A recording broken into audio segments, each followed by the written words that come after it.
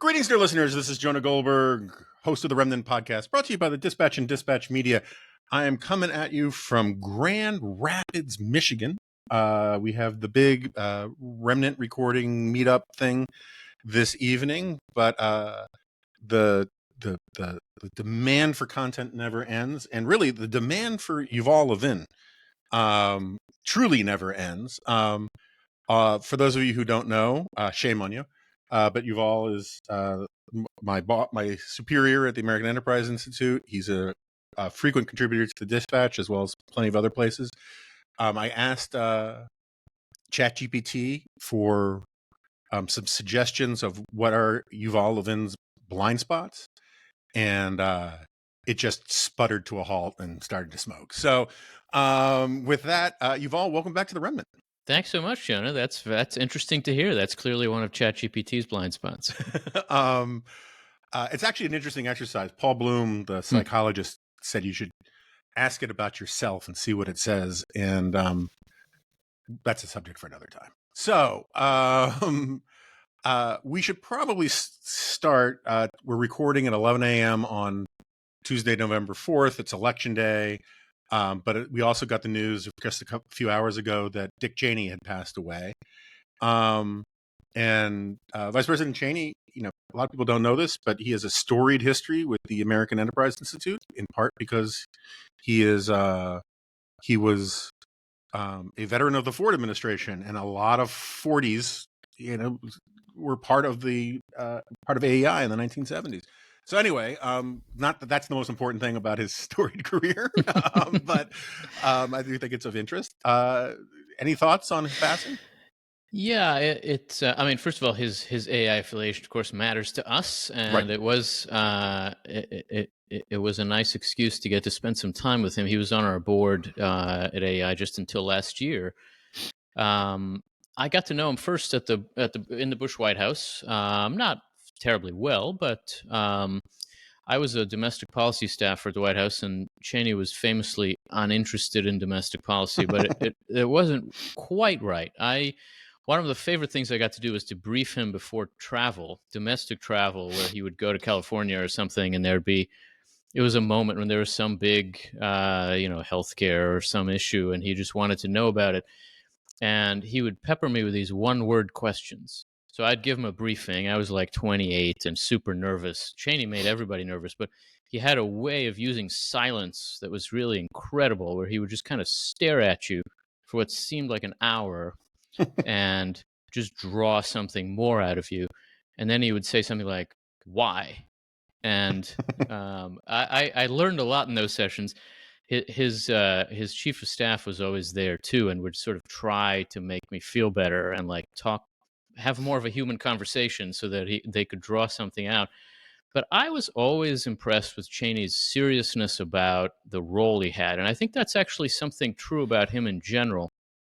Cheney had a set of very different jobs in American government, and in each of them, he was sort of the consummate example of how to do that job. I think he's maybe the only vice president who ever understood the job.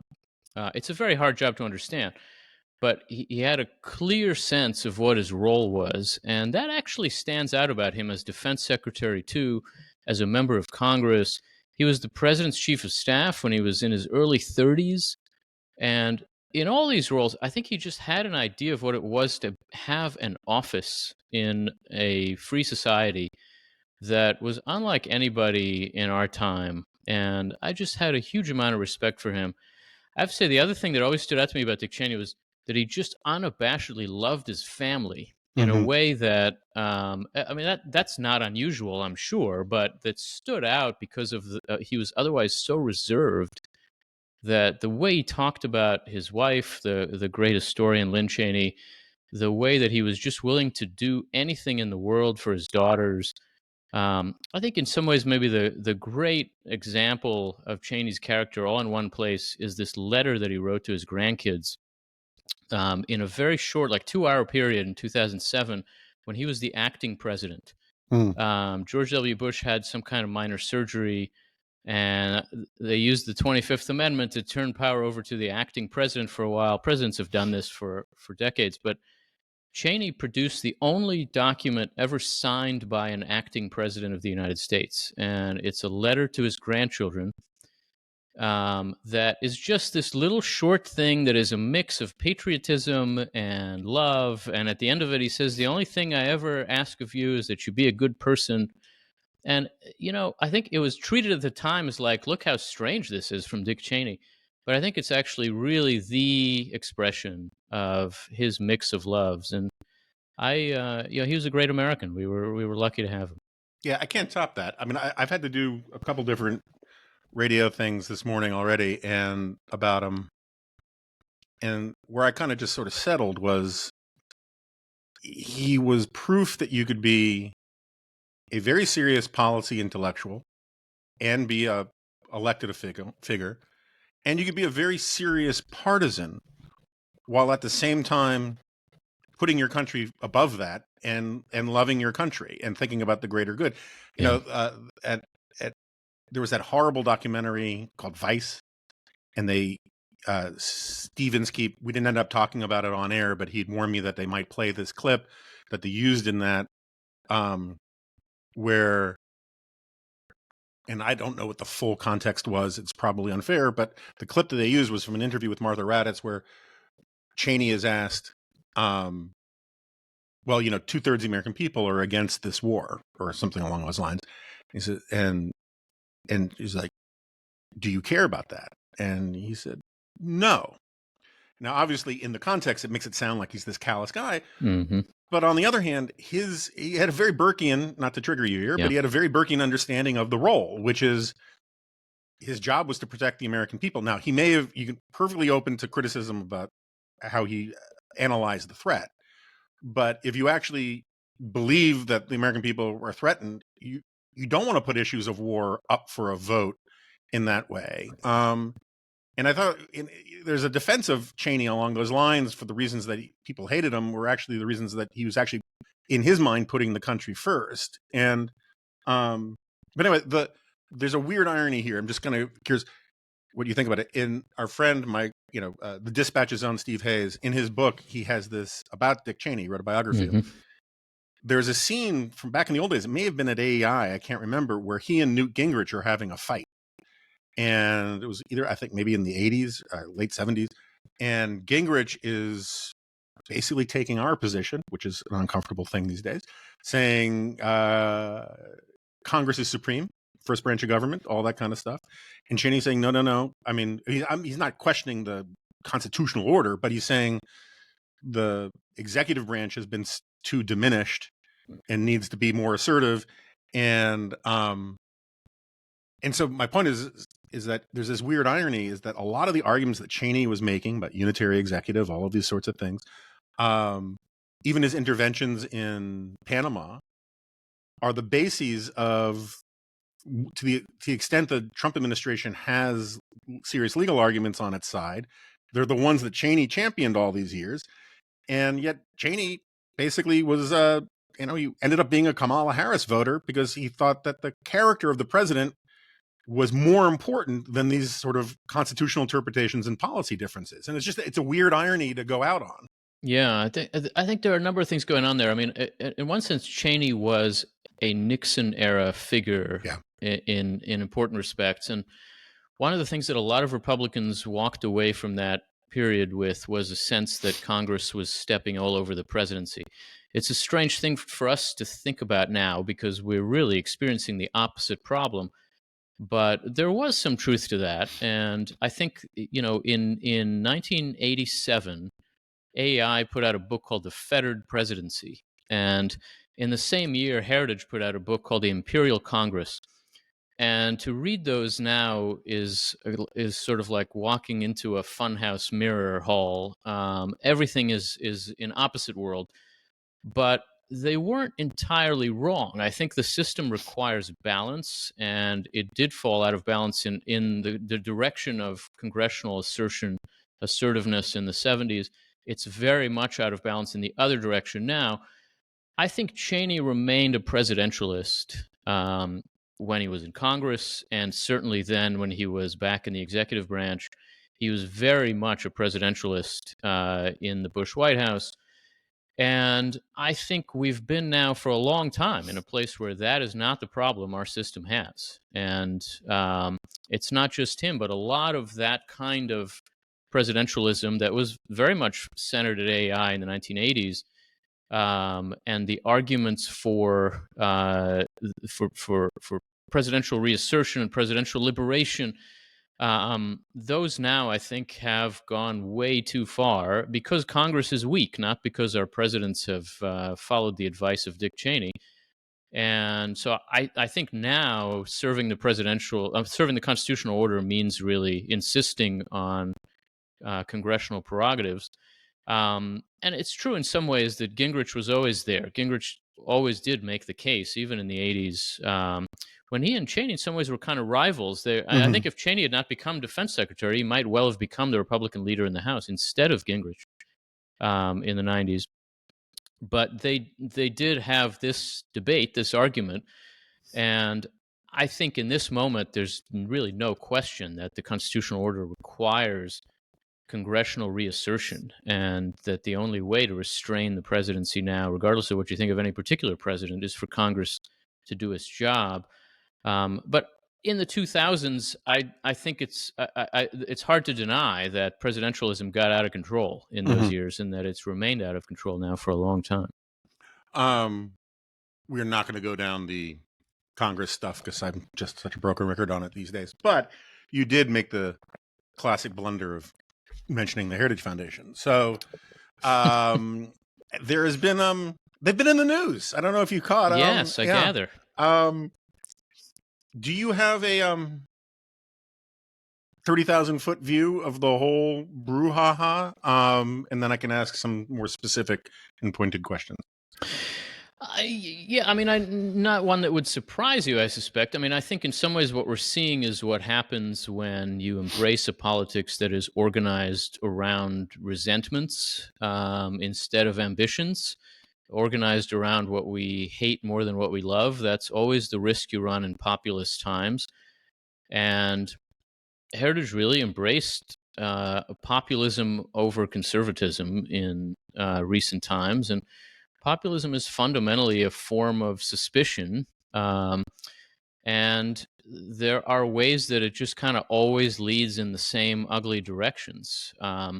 I don't know why Kevin Roberts thought he had to say anything about Tucker Carlson this week. I just don't get it. But he clearly felt like he was invested in Tucker in some way, and felt some kind of pressure to say something. And what he said was, I think, in every respect, revealing of the wrong instincts in this moment. And I think that it shows you what is very often beneath the surface of populism.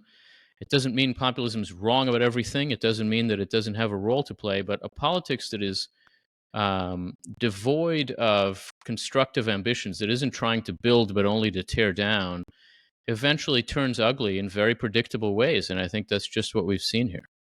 Yeah. Well, first of all, that's what I would expect from a member of the venomous coalition. But if you looked at the text of Robert's initial statement, right, he's made a lot of efforts to clean up since then. And you read it seriously, right, with a certain kind of like, let's assume he means all of these words deliberately kind of approach. The number of sort of stolen bases, false assumptions, question begging. One of my favorite, more under discussed claims in there was where he says, the American people expect Heritage to continue its fight against the left, which is this borrowing from politics, a politician's language, and assuming that like somehow Heritage has a place in the constitutional order, and its obligation is to not have a fight on its own side, but to concentrate all fire on the left. And of course, the whole thing is a fight on its own side. I mean, the peculiar thing is here, they are picking a fight with people on their own side. In a sense, they're just choosing to defend Tucker Carlson over really any set of conservative principles. I think a politics of who rather than what goes in this direction, and that's what Trumpism has led the right into. Is ultimately there's not a set of principles here that you can say, well, this is what we believe. So when other people say this, we're with them. When they don't, we're not. If it's just about who, whether that's Trump or Tucker or someone else, then you just end up defending the indefensible, and there are no boundaries, there are no limits on that. I think that's happened in a broad way on the right when it comes to Donald Trump, and here we see a particular instance of it around Tucker Carlson too. Yeah, I mean, I wrote a piece in May about the rise of the sort of what Whittaker Chambers called the popular front mind, and this is popular frontism, right? And the people who are saying we should stop fighting amongst ourselves and focus on these, like Walsh, and there are a bunch of these people who've been saying, this is a moment where the right should be unified. Which is funny is, that whole march in Charlottesville was called Unite the Right. And it is this approach that says we need to be a big tent so as to include neo-Nazi and Nazi adjacent people. But if you have a problem with that, you need to get out of the tent. And right, that's suicidal to me. Yeah. And I think it's also a bizarre kind of misimpression of what coalition politics really is. I mean, when you have a big tent coalition, what happens in the tent is a lot of arguing and negotiation. There are distinct factions within any party coalition, and they want somewhat different things, although ultimately they've concluded that they can try to achieve them together. That doesn't mean you don't argue with each other. That doesn't mean there's not disagreement internally. There's no way for a coalition to function that way. And ultimately, the only way to insist on that is to have essentially no standards, except that you also hate the other side, as we do. And the place you end up that way is not a good place. And it's not politically effective. It's not politically attractive. But more importantly, it's incapable of insisting on any meaningful principles in politics. And the outside groups, the people who are not politicians, who don't have to get elected, are in a position to insist on priorities and principles. They're the ones who don't have to make these kinds of compromises, and they're the ones who can push for a politics that is of some use to the country, that advances some idea of the good. To treat yourself as a politician when you're not is really to put yourself in a very strange position in democracy. It's pure compromise. Mm-hmm. You're not in a position to actually advance anything that can move legislation or governance, and you're not in a position to draw people in politics in any substantively meaningful direction. And so, really, what are you doing?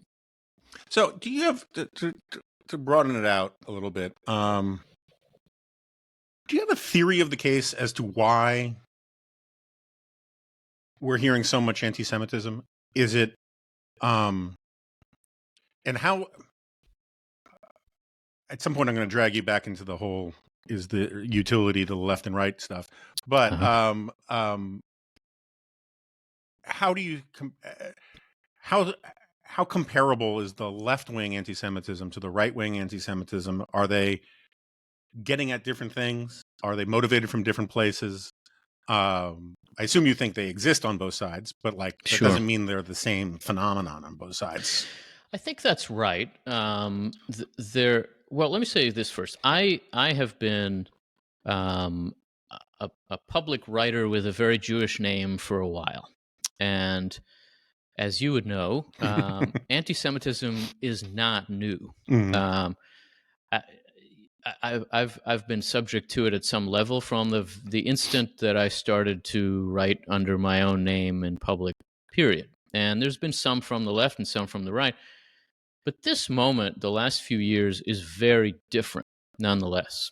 And I think some of that is about a sense that this is less marginal than it used to be. And that did happen first on the left. And I would say that the anti-Semitism on the left is rooted in a kind of leftism, in the sense that the left is always looking for the oppressor in defense of some oppressed, and it's easy to see Jews in America as part of an oppressive elite. It's easy to see Israel as the oppressor in the Middle East, and I think people are led in that direction by that means, and that is a distinctly leftist anti-Semitism. Um, it moved toward the center of democratic politics in recent years in a way that I think it hadn't been before, at least for a while, and um, it is tremendously dangerous and a source of real worry. Anti-Semitism on the right, I do think, in some ways, is different from that. The right, when it worries, tends to worry less about oppressors and more about invaders, more about outsiders, and the anti-Semitism of the right has that character to it. But I think it's also very much a function of the intensity of populist resentment on the right. A politics that is about that is about opposing the institutions of society, and that ultimately is just in search of one layer after another of objects of resentment. That kind of politics, for a very long time in the West, has tended to lead to anti-Semitism. I think there's something sort of strangely natural about it. I don't have a full explanation of why that's where it goes, but it sure does go there. And that seems to me like what we've seen on the right. I think it is still a much more marginal phenomenon on the right than on the left, but less marginal than it was a few years ago, less marginal than it ought to be. And in a political moment where there are institutions on the right and individuals on the right who will not tolerate having anyone who is more subversive and challenging of this of the establishment than they are, there's just more openness to allowing that in. And I think among a marginal but real portion of young men on the right, there's a kind of openness to these voices that I think did not exist 10 years ago and 15 years ago. I didn't see it when I was a young man on the right more than 15 years ago. So it has the feeling of something newish, but it's also, of course, a very old thing, isn't it? Yeah, so I mostly agree with you on that. Where I would push back a little bit is, let's put it this way. So I agree that they're not symmetrical phenomenon, right? Like the nature and motivations and function of the anti-Semitism on the left is different than what's going on the right. And I'm willing to concede that it's more marginal on the right than it is on the left, because there is something really sort of substantive, because it's tied to notions of identity politics and that kind of thing, which the left is just wildly more invested in at a conceptual level.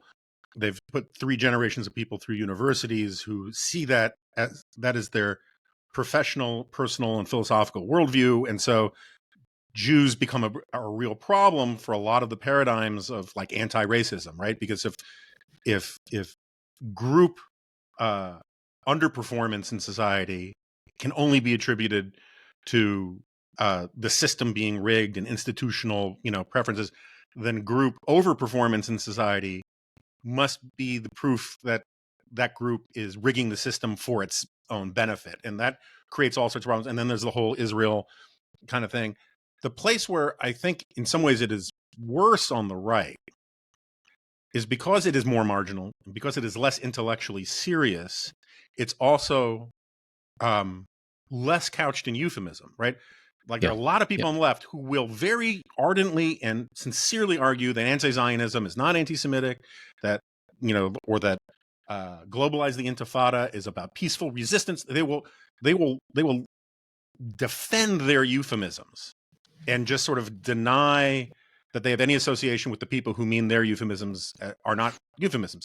Meanwhile, you've got this Nick Fuentes guy saying, I'm on Team Hitler. And you have him making, Auschwitz jokes and gas chamber jokes and all that kind of stuff. And I think that comes from a place of, if you're fighting political correctness and speech policing, you can't use euphemisms. You actually have to use the forbidden taboo words.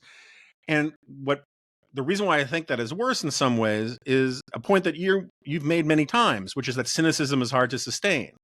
And so it may be cynical trolling, right? It may be doing it just to get a reaction out of people. The problem is the more you talk about, how great it would be to put Jews in gas chambers, the more you convince yourself that you're not joking. And the fact that there is tolerance for that kind of non-euphemistic anti-Semitism on the right, however marginal we can argue about it is, feels to me a more open negotiation with evil than what's going on the left. I think that's right. That certainly makes sense. And I think also in general the intellectual culture of the left is kind of institutionalist now. It exists within universities. It exists within kind of cultural institutions, and the intellectual culture of the right, because it is more populist now, is more inclined to elevate the kinds of voices that find themselves on the margin, and so it's just harder for the right to police those boundaries. And for both these reasons, I think this is a very real problem. I mean, in saying it's marginal, I don't suggest that it's not a serious worry and a real problem for the culture of the right. I think it's a genuine, serious threat for the culture of the right. It's why it's so important that the institutions of the right don't embrace this and do put up some barriers. It's why it's so important that political leaders on the right just openly resist anti-Semitism. And I do think we've seen some of that in the past week, and that's been good to see. But the fact that this is a debate we're having is itself a serious worry. I think we're in a place that's that is a real cause for alarm on this front. How do you interpret J.D. Vance's handling of these and related issues?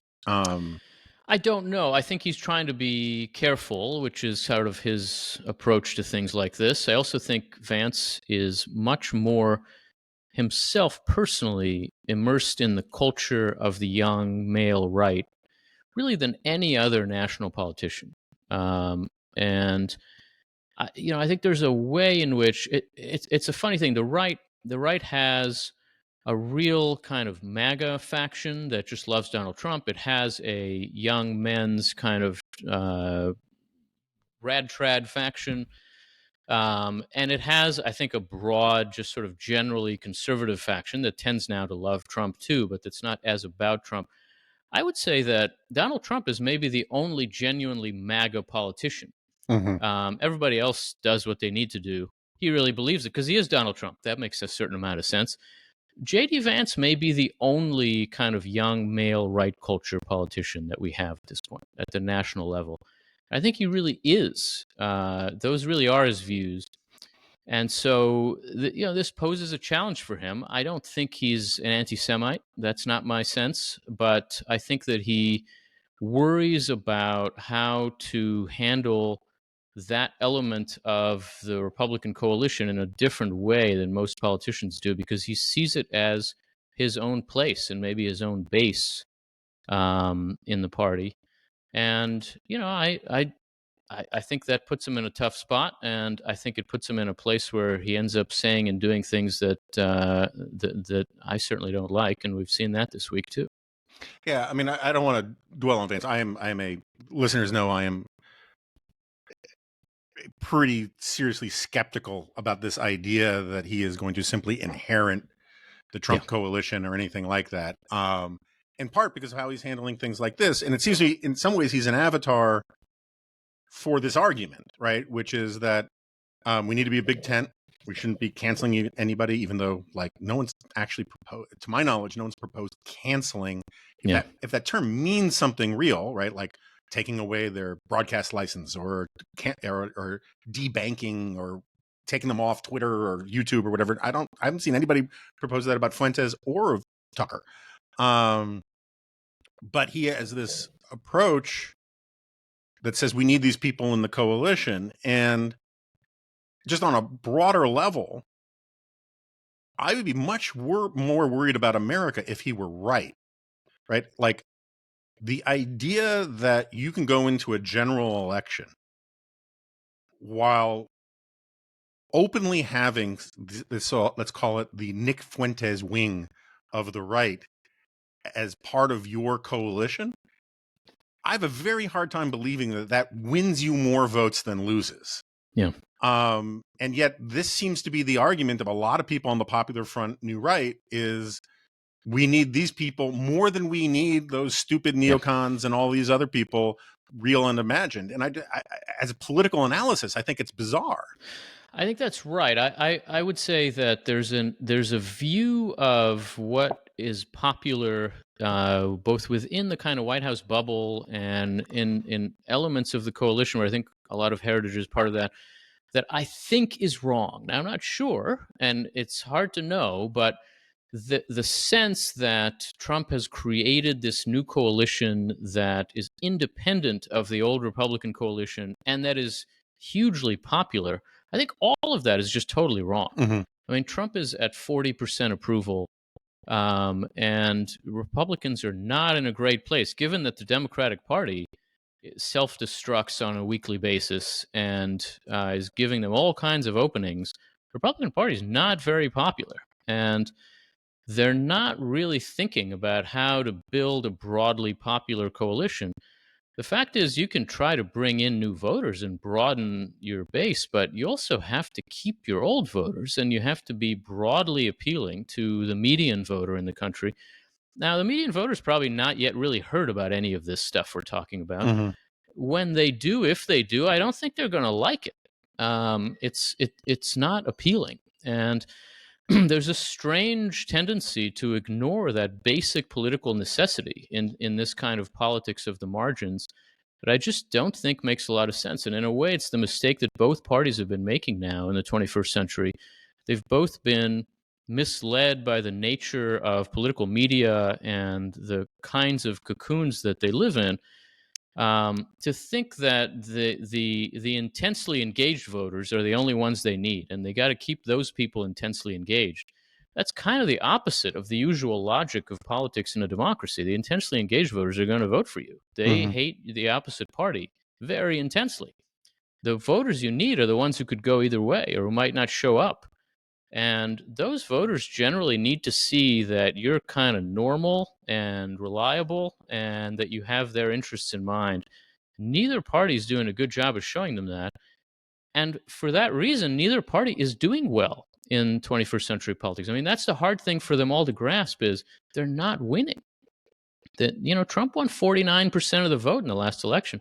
That's not a big win. And the parties have to see that what they're doing isn't working before they can really get to a place where they can build a broad coalition. And so I think there's a lot of political malpractice going on here. But, I don't have to run for office, and I could just be wrong about this. My sense is that as political strategy, the sort of core approach of the Republican Party in this moment doesn't make sense. Yeah, I also think I generally find media criticism to be the lowest form of punditry, and we've been trying to recover from being a media critic, right-wing media critic, for a very long time. But there is a point to be made that the political press of the mainstream media, which I include Fox in, right, that kind of thing, Mm-hmm. they're in because they're psychologically, they're very engaged because they follow politics for a living, and so they go, and their readers are almost by definition politically engaged because a lot of people are just tuning out politics news unless they're very politically engaged. And so you end up having a conversation at the highest level, whether it's from Fox, CNN, MSNBC, New York Times, Washington Post, following the people who make news, right? The Marjorie Taylor Greens, the AOCs, the Zoran Mandamis. If you add up all the coverage of the Mandami race compared to the governor's race in Virginia and the governor's race in New Jersey, never mind the mayoral races across the country that are going on today. I think in terms of just total hours and column inches, Mandami wins 3-1, something like that. Right. And so the problem is that for the normie politician who wants to just do normal constructive things, no one hears about you. No one pays attention to you because you are in fact boring, which is one of the things that we like.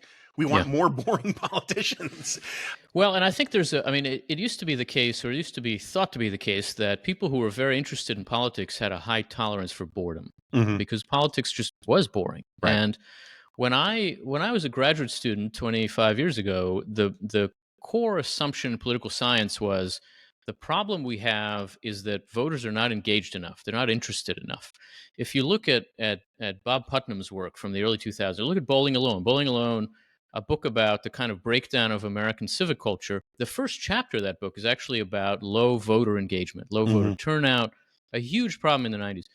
We've now had 3 election cycles that have seen the highest voter turnout in American history. And the voter turnout problem is solved. And it turns out that getting a lot more people engaged in politics isn't really a solution to the problem of political culture at all, because the most engaged people now are the people driving our politics off the rails on both sides. They're the ones who don't want the system to work. They're the ones who don't want compromise and bargaining and cooperation. They're the ones who want a much more ideological politics. And in a way, it's those normie voters, the people who just kind of want problems taken care of and want a sense that somebody normal is in charge. If a crisis happens, you can trust them, are not really represented by the system now. And I think it's another instance of the way that solving what the kind of political scientists think is the problem, because it runs against the basic grain of our constitutional system, our political system, makes problems worse, not better. I think this is the logic that led the parties in the direction of primaries in the middle of the 20th century. Also, that sense that our politics just isn't interesting enough. It's not engaged enough with political differences. The parties are too much alike. That's just not the right way to think about the problem to be solved. What we're ultimately looking for at the national level, at least, is a politics that serves the median voter by providing a stable backdrop for a flourishing life. And that is just not what our politics is providing now. So it's funny you say this, because like I'm one of the last people left who will defend Francis Fukuyama's end of history thing. And when you talk about like what people thought the problem was, Putnam and all these guys in the late 90s, early 2000s, it made me think of David Brooks, our friend David Brooks, who I like a great deal, and I loved Bobo's in Paradise. But part of the problem with that book, I still recommend it. There's a lot of great stuff in it. But part of the problem with that book is that he kind of thought the culture wars were over. The end of the domestic politics was right on the cusp of the Lewinsky scandal stuff, right? And he goes to Burlington, Vermont, and thinks, okay, so this is the Shangri-La at the end of history where no one cares about politics and all they care about is distressed furniture and clever yogurt and whatnot. And then 2 seconds later, you have the Lewinsky scandal and the culture wars blow up in everybody's faces. And it turns out that these people, so long as they thought history was on their side, were fairly content. The second you run into an obstacle, it blows up in their faces. And I think that there is a tendency for a lot of people to think about, I've forgotten the exact point I wanted to get at because I got so worked up about David Brooks's Bobo's in Paradise. So let me change the subject and it'll occur to me and I'll just yell it out as a non sequitur when it comes back to me. Okay, so the standard argument, you've heard it before, about free speech is that the answer to the answer to bad free speech is more free speech.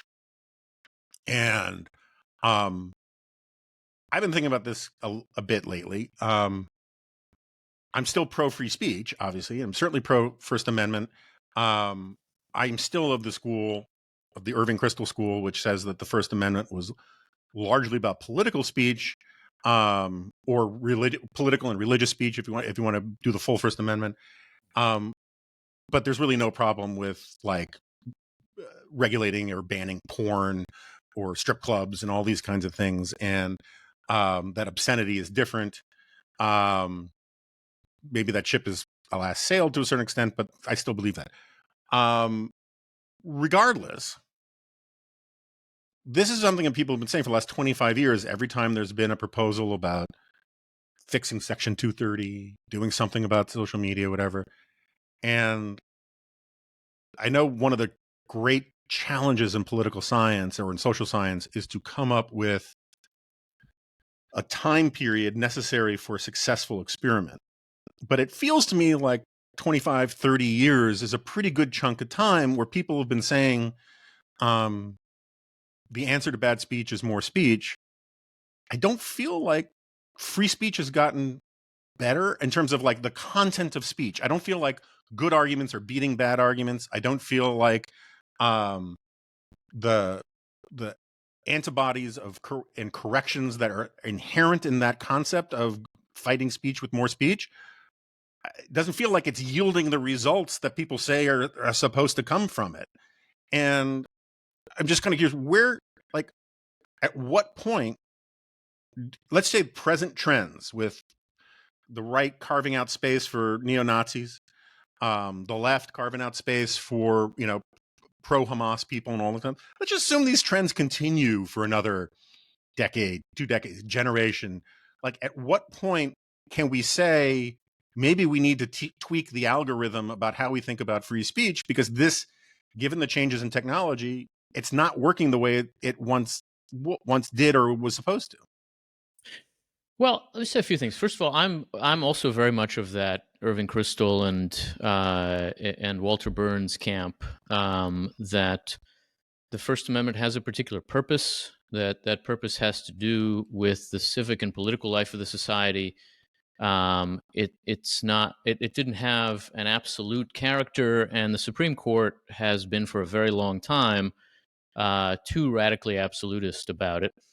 I think some of the debates they had and were engaged in have been rendered moot by technology in a way that there's just not much we can do as a practical matter at this point about the sorts of things they worried about.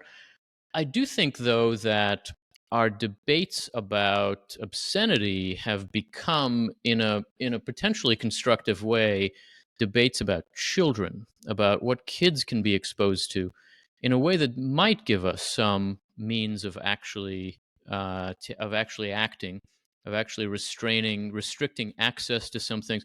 There's a way in which the internet means you can't control anything and you can't limit anything, because it used to be you had to go into a bookstore or video store or whatever, and now you don't. But on the other hand, you actually can restrict access to the internet in some very general ways, and age restrictions might be one of them. I'm in favor of trying that and seeing what we can achieve with it. The broader point, I actually think that there is a need for answering bad speech with more speech, and that some of the difficulties that you're describing are a function of the defenders of the American political order just not really making their case for a while. Um, there's a lot of room at this point to just make the argument for the American Constitution, to make the argument for the liberal society.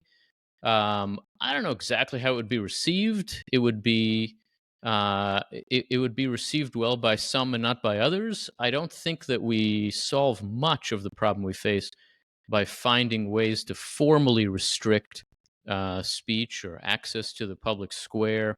I just I don't think that would be particularly effective, and I don't. It doesn't seem to me that the side of classical liberalism is losing the argument because other people have been allowed to speak.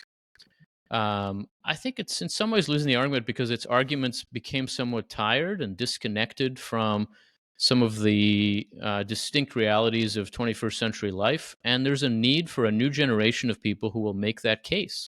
Um, in some ways, that's a naive way to think about how politics works. And there are all these media and technological facets of this. The algorithms do prefer the more radical argument. But I don't know. Let's give it a try. I mean, it does seem to me that to make the case to younger people that their inheritance is not a burning pile of garbage, but is really something they can work with, is at the very least worth doing. And I don't think we do enough of it, so that before we look for ways to restrict access to the public square, we really should use our access to the public square to make that case. I'm not a First Amendment absolutist, but I think some of what we're talking about here is political speech, and I do think there's room for it, and that ultimately I am a believer that if we make the case to reasonably serious people that the free society is the only way to peacefully flourish given the diversity of modern democratic life, there will be people who accept that argument. There will be people who find it attractive. There will be people drawn to it. Um, maybe that's naive, but it's my naive. So let me make it clear. I was not making a grand argument for censorship of political speech. I'm just saying that, like, at some point it feels like a free beer tomorrow argument when if you say, well, yeah, no, it's bad right now, but like the answer isn't censorship or restrictions, it's more speech. You can say that for a long time until you're like, you've been saying that for a quarter or half a century, and like if these trends are just still getting worse. Let me come at it a different way, and not about necessary free speech. So I would say the biggest thing I got wrong in the last quarter century, and I got a lot of things wrong, was in liberal fascism, part of my argument about why horseshoe theory was wrong, which I didn't call horseshoe theory. I don't think the phrase appears in the book, but there was a lot of political science from Hannah Arendt, from a lot of sort of vital center kind of liberals, Schlesinger and others, which always wanted to say that sort of elite American liberalism was the opposite of all bad things. Right. And so either you had communism on the far left, and Nazism on the far left, and vital center liberalism was in the vital center, right? Or what they did is they take that straight line and they bend it into a circle, and it's basically like a horseshoe, and they say, look, at the other end of from where we are all the bad things. And the reason why I rejected that was that the conservatism I grew up in was, with some intellectual diversity about emphasis and tone and this and that and the other thing, was dogmatically committed to free market economics, they read Pat Buchanan out of the conservative movement because of his protectionism, among other things, right? Was dogmatically committed to sort of constitutionalism, the Federalist Society approach, and I thought that dogma was dogma, like it wasn't shakable. And it turned out I was wrong, that in not that long a period of time, post-liberalism and all of these things emerge where they just basically reject the dogma. And I agree with you. The trick is to fight to bring that, to revive the dogma. But there's a broader thing, right? So, I mean, I don't want to bring coals to Newcastle here and quote Burke at you, but Edmund Burke. Newcastle does need coal. Edmund Burke has that line, was in the Notes on Reconciliation with America or something like that, right? Where he says, the cool thing about Americans is they get the slightest whiff of tyranny on a breeze and they rush out to snuff it out. I'm paraphrasing. That sort of knee-jerkism about American liberties was one of these, that sort of dogmatism. It was one of the reasons I always said, this country's never going to have a dictator. And I'm not saying Donald Trump is a dictator, but the kind of dogmatism that I was talking about would have big problems with a lot of things that Donald Trump has done, and also, to be honest, that Barack Obama and Joe Biden did. And it seems to be gone. It seems to be like it is very difficult to find proof that there are a lot of people very upset about what's going on in the Caribbean. Not necessarily that Trump is wrong on the policy, but on the rationale and on the messaging of it, it kind of feels like just extrajudicial killing to a certain extent. It's certainly not a declaration of war or anything like that. And a lot of these emergency powers talking about the enemy within and using the troops on American people. Like if you told me 25 years ago, American president was going to try and get away with that, I would say you're crazy. Yeah. Where are the antibodies of American exceptionalism these days? I think one of the things that I've come to think in the last 15 years of watching the same dynamics is that a lot of the more dogmatic approach to politics is always an elite phenomenon in America. It's dependent on leaders who are willing to insist on certain things. I think that's true in both parties, and that what we think of as these antibodies was certainly on the right a function of generations of political leaders and public officials on the right who were willing to insist on certain boundaries.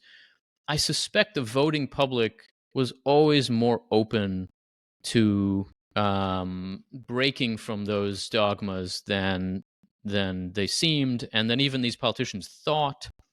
That's in part what Donald Trump really showed everyone, Mm-hmm. is that you could just trample all over all of those shibboleths and really not pay a price if you were if you were in the right tone, attacking the left on the key things that were crucial to the political culture of the primary voting right. I put it this way: something like 97% of the people who voted for Donald Trump in 2016 had voted for Mitt Romney in 2012. These are, as we've since learned, very, very different people, Mm-hmm. especially in terms of the kinds of principles you're talking about here. And yet they had essentially the same voter coalition in the general election. That's changed a little bit since then, but it's still, I think, largely right. And the question is, if someone more like Romney on these issues now became the leader of the right and won the primaries in the Republican Party, would that person have essentially the same voter coalition behind them again? I think the answer to that is probably yes. It's surely more or less yes. And to me, that suggests a different way of thinking about the Reagan years, the Bush years, and really, in some ways, the modern right in general, which is that leadership matters enormously. There is a voter coalition with some priorities, some general priorities, and that is intent on stopping the left as well. But exactly how all of that is channeled is, to a very great degree, a function of what political leaders choose to prioritize and emphasize and focus on. And leadership makes an enormous difference. The lesson I've drawn from the populist time we're living in, maybe ironically, is that leaders really matter. And I think that suggests, I mean, that's bad news and good news. There are a lot of potential future leaders on the right who might push us further in the wrong direction. There are also some who could push us further in the right direction, plausible successors to Donald Trump. I think Trump himself has been uniquely well positioned to cause the right to abandon all of its prior principles and focus only on a set of resentments that have always been there, but that were not prioritized in the same way by prior generations of leaders on the right. And that's a case for taking political elites seriously, even maybe especially in a populist moment. All right. So, isn't another way of saying that is that winning matters?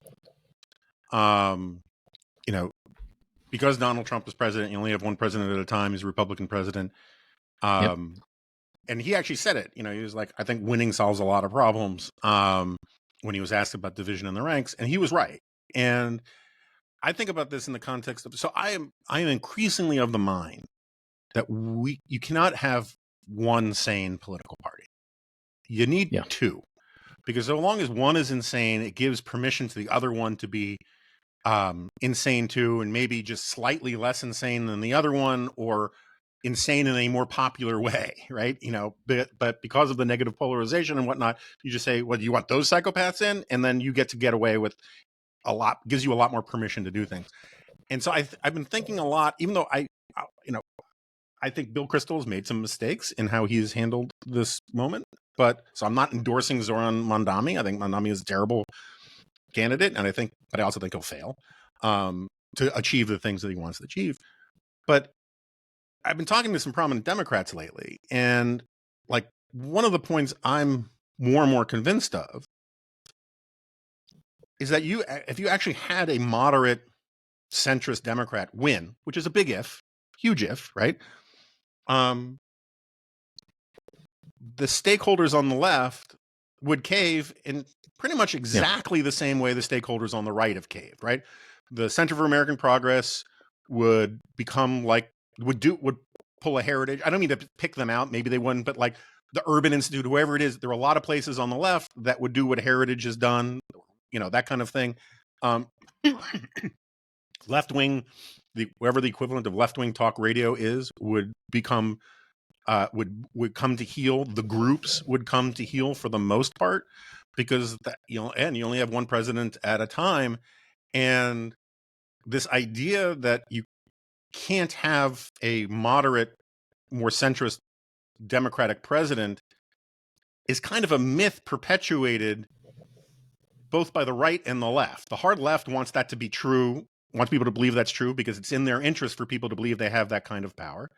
And the hard right wants everyone to believe that, to say you can never look over there because they're always going to be crazy and the crazy people run that thing and all the rest. But like, I don't know if it's Rahm Emanuel or somebody else. If they and I don't think Rahm Emanuel necessarily has the charisma, but like Bill Clinton pulled that party far to the left, far to the right. Yeah. And everyone got in line for the most part. There were a couple resignations here and there, or a couple open letters and all that kind of stuff, but everyone just basically got in line. And so like you can call it leadership, and sometimes it's leadership, but sometimes it's just winning. Yeah.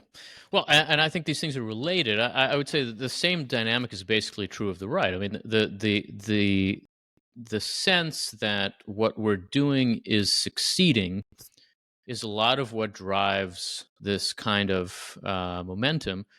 And the peculiar thing about this period is that what the parties are doing is not succeeding. And so I absolutely think it's possible that the right kind of political talent in the service of a more moderate version of the Democratic Party's agenda could succeed. I also think the right kind of political talent in the service of a more familiarly conservative Republican agenda could succeed, and could succeed better than Trump, because Trump is not one that big. Neither did Biden.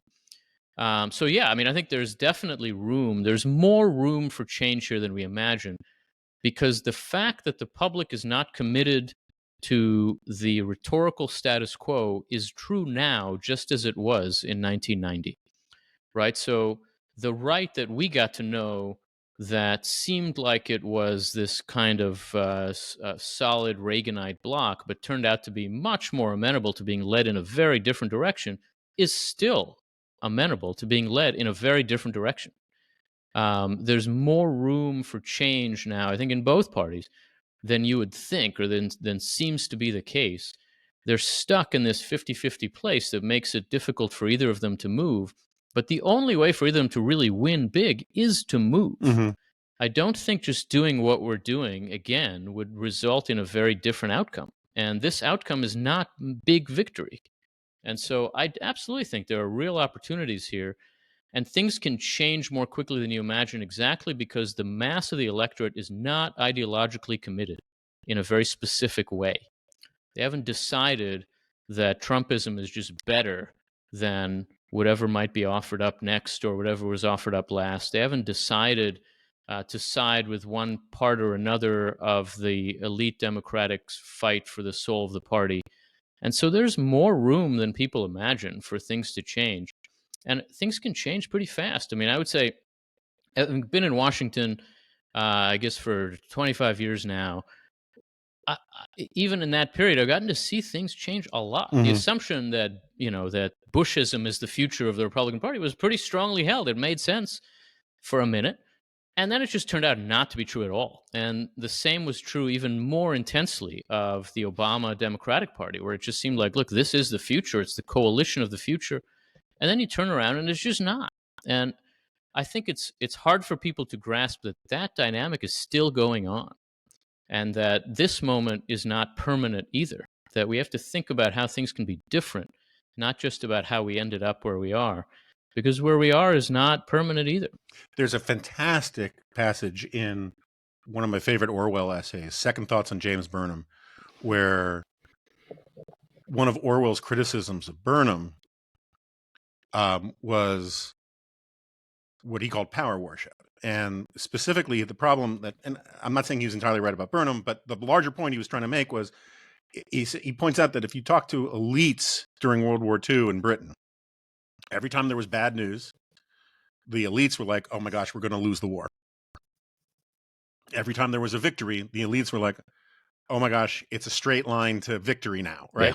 Yeah. Yep. And meanwhile, if you ask the average English citizen, they say, well, of course we're going to win. You know, it's going to be tough. There'll be some setback. Well, of course we're going to win. We're British. You know, we'll muddle through. And he says that part of his argument is that this is a particular affliction of a certain kind of intellectual whose living is in proximity to power, is that you make these straight line projections from the present, and you cannot, it's a failure of imagination. And I think we've seen a lot of that, particularly among elites. And I think some of it is just because it's, what do they say about guys who go on CNBC? They're talking their book, right? There are people who entire careers are invested in the sort of HR department, DEI stuff. And so, of course, they're going to say that this is how things are going to be forever and you need to make investments on it. We see it with green energy people. And now we're seeing it with like the populist stuff on the right. And it turns out that there are no straight line projections about the future. Yeah. I mean, the peculiar thing about this is that it's actually how we think about change, too. We think we've gotten to this new place. And so Republicans look at what's happened to the Democratic Party. Its popularity has collapsed. It's come apart. And they think, well, that means we own the future. But actually what it means is that your popularity can collapse real quick. Right. And things can come apart and you don't own anything. And nobody thinks, well, I should take a cautionary lesson from this, that if we go through, you know, a year of a bad economy, Donald Trump could be at 25% approval. But that's what this means. And it's just very hard to apply that lesson to yourself rather than to think we're in a new phase and now we own the future forever. All right. We are over time, and I promise to honor your time. I do want to ask very quickly. You can answer it however you like. I believe today or tomorrow it will become the longest shutdown in U.S. history. Certainly by the time a lot of people listen to this, it will be.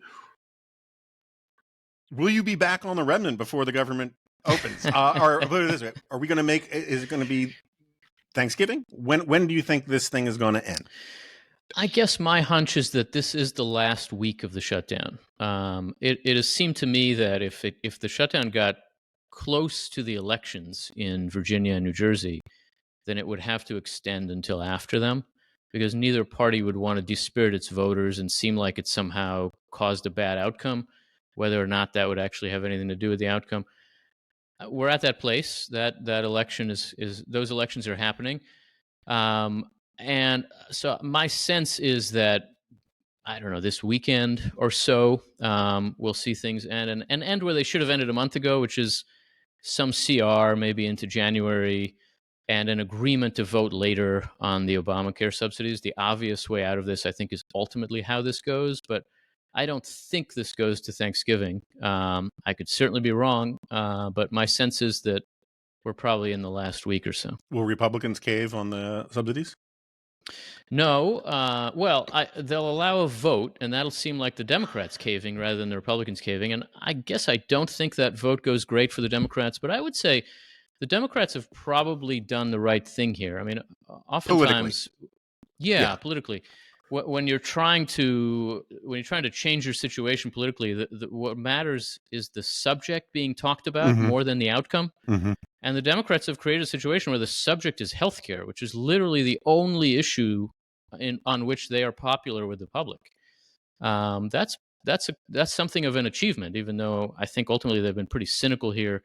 This shutdown has really been their fault. I mean, the public is sort of divided in the usual way about who's at fault. But if you just look at what's going on, they've been the ones who have refused to open things up. But if they walk away from this having created a year-long debate about healthcare, they've really helped themselves more than I would have thought possible. All right, Yuval Levin, I'm going to release you at this time. But you are. Thanks very much, Jonah. You were always a blast. Always on the hook to come back.